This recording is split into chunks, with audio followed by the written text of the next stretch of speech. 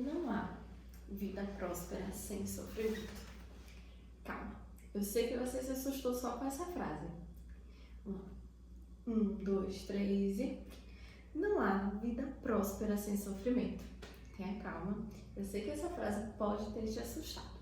Eu não sou adepta da ideia de que a gente veio para o mundo apenas para sofrer. Mas eu tenho total noção que no mundo a gente vai ter alguns desafios que vão nos trazer sofrimento. E o que vai nos separar de uma pessoa feliz para uma pessoa infeliz é a forma como a gente aprende a sofrer. Quem deseja ser feliz deve aprender a sofrer bem. Vou te explicar melhor aqui nesse podcast.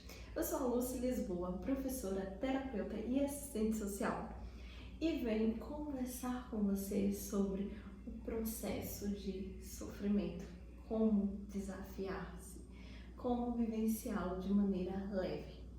Aqui é o podcast Reflexão com Vinho. Entretanto, hoje eu peço licença para uma licença poética, trocar o vinho por um chá, por questões pessoais. Mas vamos lá. Quando eu falo para você, não há vida sem sofrimento, eu não estou te convidando ao sofrimento, a ideia de que a gente veio para o mundo apenas para sofrer. Não. Eu vim te dizer que vai ter fases, vai ter desafios, vai ter situações que vão nos trazer sofrimento.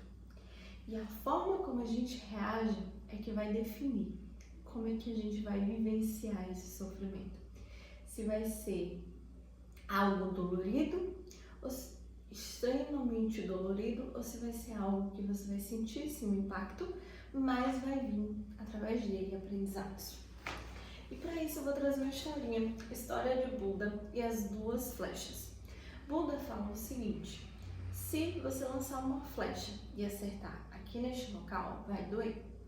Se você lançar a segunda flecha nesse mesmo local, a dor vai ser 10 vezes maior. E o que ele quer dizer com isso? Que a segunda flecha é a gente que lança. A primeira flecha é alguém que nos machucou, uma situação que deu errado, algo que fugiu do nosso controle e que trouxe sofrimento. A segunda flecha é quando a gente pega e vai lá e machuca com remorso, remoendo aquela dor, reclamando, se colocando como a vítima do universo e a todo tempo dizendo: isso me machucou. Isso acontece muito em relacionamentos, na vida. Existem pessoas que estão presas a um fato do passado e ela não consegue como olhar para frente. É uma pessoa que foi humilhada em algum lugar e ela passa a vida toda na postura da vítima humilhada e não sai dali. E ela acredita que em qualquer outro ambiente vai acontecer isso com ela. Deixa eu te contar um segredo. Acontece. Sabe por quê? Porque que está aqui comanda ao redor. Se você acredita que você não é capaz, não vai ter ninguém nesse mundo que prove o contrário. Você pode ter o maior talento do mundo, mas se você não acredita em você, você não sai do lugar. Da mesma forma, se você acredita que você veio para o mundo para sofrimento, para ser humilhado, para estar na postura de vítima, você vai se colocar em situações, você vai provocar situações e procurar mesas, pessoas e locais que vão confirmar isso para você, fazendo isso com você. Isso é tão comum, muito mais comum do que a gente imagina.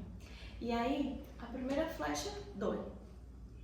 Mas se você recebe a primeira flechada e vai lá fazer um curativo, agir com autocompaixão, com amor a si mesmo, ali só vai ficar uma cicatriz, que é um aprendizado. Porém, o que a gente faz? A gente vai lá, pega a segunda flecha e enfia com toda a força do mundo. Quando a gente fica revivendo a situação sempre, deixa eu te contar um pequeno segredo. A sua mente não sabe distinguir o que é real do que é imaginário. Então, se você estiver revivendo a mesma cena todo o tempo, o seu corpo, a sua mente está absorvendo como se você estivesse vivendo de novo, e de novo, e de novo. E isso vai gerar danos mentais e físicos, porque o nosso corpo também vai se somatizando. Então, se você viveu numa situação de grande impacto emocional, uma dor, uma separação, uma traição, um acidente, seja o que for, que trouxe um impacto muito forte para você e você não consegue sair daquele local, é como se você estivesse vivendo aquilo novamente e vivendo de novo e vivendo de novo, a sua mente vai liberando hormônios referentes àquele momento de estresse e de dor. O seu corpo vai absorvendo o impacto, parece que você está revivendo e revivendo e não flui. Isso acontece o quê? Você vai adoecendo, acontece que sua vida para. Por quê? Porque se você parar para observar, quando a gente se prende a uma dor, a gente não consegue ver nada mais positivo na nossa frente. Então, se eu me prendo a aquele emprego que eu perdi, nossa, mas Lucy, você não sabe o quanto eu fui injustiçada. Eu fui maltratada, eu fui humilhada, inventaram algo para tirar aquele emprego de mim. Tudo bem, eu entendo, doeu, você tem o direito de sentir a primeira flecha, mas você não tem o direito de pegar e enfiar a segunda flecha. Ficar ali se machucando. Não adianta. Não adianta você fingir que não está doendo. Fugir da dor é a pior coisa que você pode fazer.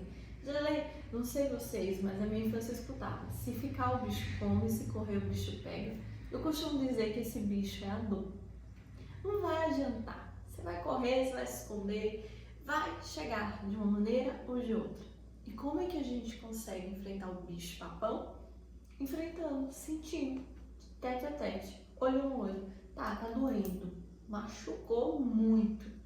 Eu me senti uma tonta, eu fui enganada, eu fui humilhada. Tudo bem, beleza. O que eu aprendi com isso? É a principal pergunta que você pode fazer. O que eu aprendi com isso? O que eu vou levar disso para minha vida? Para ensinar outras pessoas, para que eu não caia novamente nessa situação. Isso é o que importa. E principalmente, a gente precisa nesse momento atuar com a autocompaixão.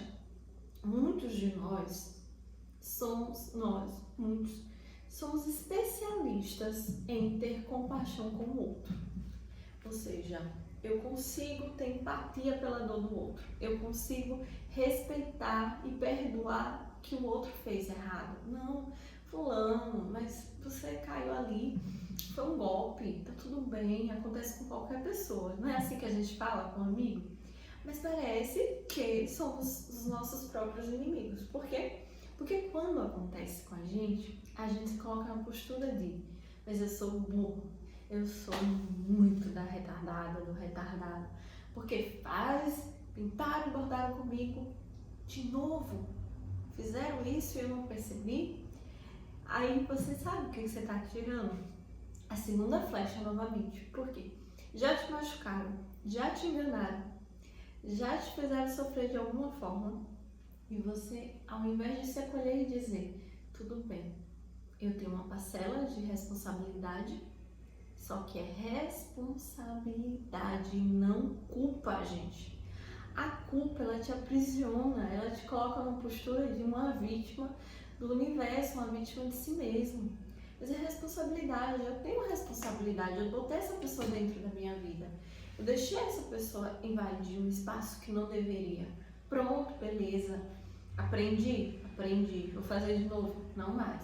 Agora, se ao contrário disso eu começo a me massacrar, nossa, mas eu sou muito burra. Nossa, mas como é que eu fiz isso comigo mesmo? O que vai acontecer? A gente vai se intoxicar de pensamentos negativos contra nós mesmos, que é semelhante a uma intoxicação alimentar. Talvez muitos de vocês já tiveram ou já viram alguém tendo, que é quando um alimento faz mal. O que acontece? A gente passa mal e a gente fica um bom tempo sem conseguir nem olhar para aquele alimento. Não é assim que chega? Só que com os pensamentos a gente não faz isso. A gente fica, um pensamento faz mal, uma situação faz mal, e você fica pensando, projetando, revivendo. Isso causa uma intoxicação mental tão grande. a ponto de daqui a pouco a sua vida se limitar àquilo. Então tenha cuidado. Por que você aceita estar relembrando, se machucando, sofrendo novamente? O que você acredita? Você acredita que você não merece ser feliz? Você acredita que veio para o mundo só para sofrer? Você acredita que não merece estar num outro patamar melhor ou estar sendo melhor tratado? Enquanto você acreditar nisso, você vai atrair isso para sua vida. É triste dizer? Mas é bom, sabe por quê? Porque não é entregar a sua vida na mão do outro, é entender que a sua vida depende da sua ação. Se você, enquanto pensar dessa forma e agir dessa forma, não está tendo bons resultados, significa o quê? Que você precisa modificar. Você vai modificar a forma que você está pensando. Você vai modificar a forma que você está agindo. E aí você vai, com o tempo, receber novos resultados. Se eles forem positivos, você dá reforço. Se não forem tão positivos, você faz uma nova mudança. É para isso que o sofrimento está no mundo, gente. É para isso que a dor está no mundo. O sofrimento e a dor é como se fosse um alarme de incêndio. Ele grita, tem algo errado, tem algo que não está fluindo. Você precisa mudar. Só que o que a gente faz? Ao invés de sair do prédio, chamar os bombeiros e analisar o que está acontecendo, a gente fica dentro do prédio, com o alarme gritando no nosso ouvido. E a gente colocando como verdade. Não, já pegou fogo, não tem mais o que fazer. Mas é só um alarme, tá pedindo para você modificar a sua vida, modificar a forma como você está agindo. É muito comum muitas pessoas se prenderem a uma dor do passado e não viverem mais. Eu vejo em consultório pessoas que se entregaram por inteiro a uma relação, casaram, tiveram filhos, se doou por inteiro, mas foi traído, machucado, colocado para fora da vida da outra pessoa como se não valesse nada. E aí essa pessoa fica revivendo aquilo, dia e noite, noite e dia. Não quer mais confiar em ninguém, não quer mais buscar reconstruir a vida. E aí fica na dor. Eu prefiro não mais me arriscar para sentir a dor. E aí eu te pergunto, beleza, você não quer mais se arriscar para sentir a dor. Você vestiu uma armadura, tá lá. Mas eu te digo, tá confortável aí dentro? Não tá doendo aí dentro, não? Dentro dessa armadura, você não tá se sentindo só machucada? Eu tenho certeza que está. Pode me dizer 1000 vezes que não, mas tá doendo. Tá trazendo muito sofrimento. E é um sofrimento que não vai passar. Por quê? Porque quanto mais você fica com sua armadura aí, mais ela trava, mais ela tranca. Eu até indico o livro Cavaleiro Preso na Armadura.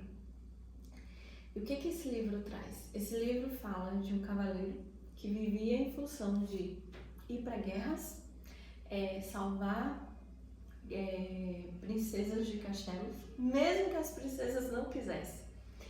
Dentro de casa, sua esposa começa a reclamar. Por quê? Porque ela não consegue mais ter acesso a ele. Ele está o tempo todo com a armadura, inclusive dorme com a armadura. Chega ao ponto do filho perguntar à mãe como era o seu pai antes dessa armadura. E a mãe tem somente uma foto para mostrar. Aqui era o seu pai. Aqui é seu pai. Só que ele está preso na armadura. E aí ela dá um ultimato para ele. Ou você tira essa armadura, ou você perdeu sua família. E ele não entende, mas por que essa loucura? Minha armadura, eu tô salvando Deus e o mundo, eu tô cuidando. E ela diz, você tá salvando os outros por você, não é nem pelos outros. É para se esconder de se olhar. E aí, ele vai buscar romper com essa armadura e não consegue. A armadura tá há tanto tempo nele que ele não consegue no ferreiro. O ferreiro era o homem mais forte do reino. Ele não consegue romper com a armadura. E ele vai até o rei não está lá, e o bobo da corte fala o seguinte, você precisa fazer um caminho. É um caminho para trilhar, para entender o que te prendeu na armadura. Aí ele vai para a floresta e encontra um mago. E esse mago, que representa a sabedoria, começa a chamar a atenção dele. O quanto essa armadura ele está utilizando, ele diz que é para salvar o outro, mas é para se prender. Nessa armadura, ele não sente o amor, não sente a dor, beleza, mas também não sente o amor. Nessa armadura, ele simplesmente se isolou do mundo, inclusive do próprio filho e da esposa. Nessa armadura, ele se sente o homem mais forte do mundo e não precisa olhar para suas dores de infância. Porém, a armadura estava o sufocando, a ponto de não ter como comer ou beber sem a ajuda de outra pessoa. E aí ele começa um caminho. Nesse caminho, ele passa por 3 castelos. Vou até pegar uma anotação que eu estava aqui. O primeiro castelo é o do silêncio. Ele vai ter que entrar nesse castelo sozinho. Quando ele entra sozinho nesse castelo, ele percebe que para se abrir uma porta e ele sair desse castelo, algo tem que acontecer e ele não sabe o que é. Nesse castelo ele encontra o rei e diz: "Rei, deixa eu ir com você. Você está aqui?" Ele: Estou aqui para aprender, porque eu também estava preso em uma armadura, que era o meu trono. Ele: "Deixa eu ir com você." Ele disse: "Não, no castelo do silêncio é você com você." E aí ele começa a perceber que ele nunca quis ficar em silêncio. Sabe aquelas pessoas que sempre estão conversando, ouvindo algo, ou fazendo algo que tenha barulho? Ela não aguenta se ouvir. Porque se ela fosse ouvir, ela vai entender que ela está se machucando. E não é só porque a primeira flecha foi atingida, mas se machucando muito, porque ela está com a segunda flecha lá, futucando a própria ferida. A ferida da traição, da mágoa e da dor. E aí, quando ele sente que ele nunca parou para se ouvir, ele sente aquela dor no coração e chora. Quando ele chora, vai saindo partes da armadura. E ele vai ao segundo castelo.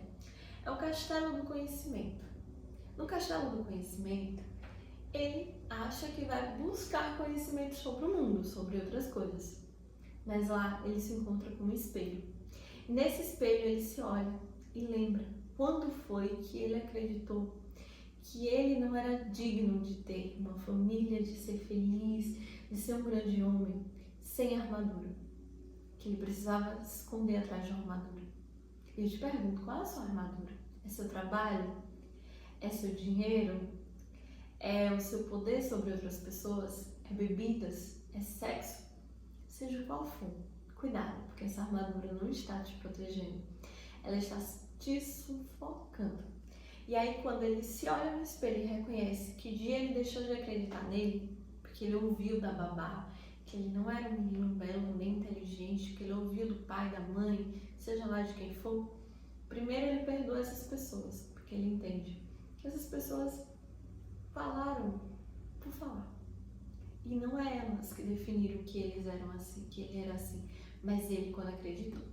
E por último, ele passa pelo castelo, licença aqui, da vontade e da ousadia, atravessar o medo e alcançar a liberdade. Esse castelo é incrível. Ele vai lá e ele enfrenta um dragão enorme e ele falha. E aí ele volta. Gente, e diz que ele seguiu com mago e os animais. Eu nunca perdi uma batalha. E eu perdi essa. Eu perdi. Aí, dentre os animais que acompanham, ele tem um pombo que diz assim: "Não, mas foi só a primeira vez." Ele ia lá, vou para uma segunda vez. Não tentar, não. Aí é a sua escolha. Se você quer sua família de volta, se você quer se livrar da armadura, você precisa entender que você precisa enfrentar o medo. Que é, se correr o bicho come, se ficar o bicho pega. Mas se você enfrentar, o bicho foge de você. E o bicho é o medo. E ele vai lá. E aí ele entende que o dragão, o medo que ele tinha, não era real. Só estava aqui, ó. Às vezes você está com medo de reconstruir uma família. Às vezes você está com medo de trocar de profissão. Às vezes você está com medo de fazer uma coisa simples, como andar de bicicleta. E parece que existe um monstro na sua frente, te impedindo de fazer isso. Só que esse monstro está aqui. Ele requer que você tenha ousadia e coragem e vontade. Porque se você não tiver vontade de ser feliz, qualquer coisinha pequena vai ser suficiente para você ficar lá. E aí, é nisso que eu quero chamar a sua atenção. armadura você está utilizando? Será que essa armadura está te afastando das pessoas que você mais ama, dos seus sonhos? Eu quero que você se pergunte, você consegue ficar em silêncio com você mesmo e ouvir a si, sem se julgar, sem se maltratar? Você consegue conhecer você, entender qual a sua forma de amor, o que você demanda do outro, o que faria você feliz, qual o seu medo, qual o ponto que você precisa enfrentar hoje? Então, eu não sei qual é o seu desafio, mas eu te digo que é possível enfrentar. Primeiro, se você tiver coragem. Segundo, vontade. E terceiro, constância. Não vai ser tão fácil. Você vai ter que ir, vai ter que enfrentar um dragão uma vez, 2 vezes, 3 vezes, até ele ficar miudinho. Quando você vê, ele é só um bonequinho pequenininho. Não é aquela coisa grande que estava ali afetando e lhe trazendo tanto medo. Então, seja qual for o seu desafio, eu indico muito que você se conheça, e a terapia é o melhor caminho.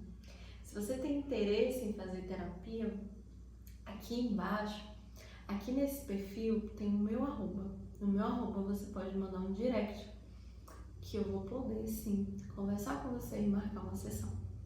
E eu peço para você que compartilhe esse vídeo, curta, comente.